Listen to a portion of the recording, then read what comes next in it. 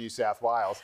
And they have just announced yet more penalties for climate activists who disrupt major public infrastructure. This time they're coming at them for the trains, and of course we know that they try to block coal trains, bringing coal from the Port of Newcastle, for example, to the rest of the state and the country. And this is what Attorney General Michael Daly had to say about these noodle-armed little NIMBYs. There is a right to peaceful assembly in New South Wales. We want to preserve that.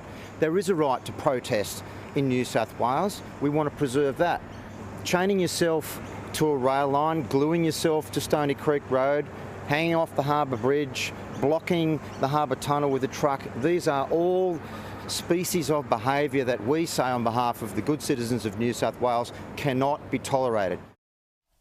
I have no idea what he said just then because I was looking at the guy behind him. God, he's so handsome! Anyway, you've now got a $22,000 fine for anyone who blocks trains or railway lines, and they will be introduced into Parliament on Tuesday. Today. That's right, that's exactly right. And also you will have potentially a 2 years jail time, and it will apply across the state. And get this, it's also going to apply to light rail services. No way. Look, I don't... You chain yourself to a tram, cactus, green boy. I don't quite get this one, because the current punishment for you trying to stop a train, which they successfully did for 2 weeks back in June, July, and again in September, 9 activists stopped a coal train because that's how they've been told they can save the planet. So the current punishment is up to 2 years in jail already.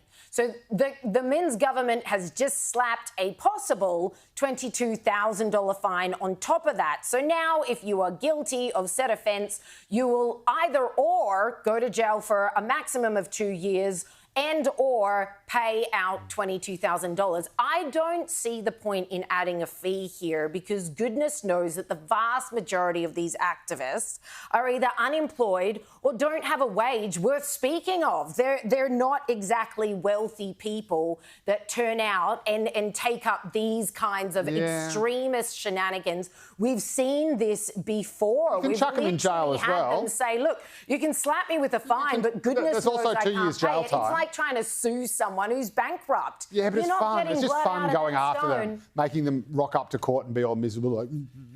Like, as you can imagine, her mum has to bail them out. As you can imagine, the climate catastrophists are up in arms about these new penalties. Environmentalists have described it as a rampage against free speech. No one's stopping their free speech. They're just saying you can't say what you want to say in the middle of a train track. Although there was a terribly embarrassing incident where a group of environmental activists tried to block jazz saxophonist John Coltrane, and that...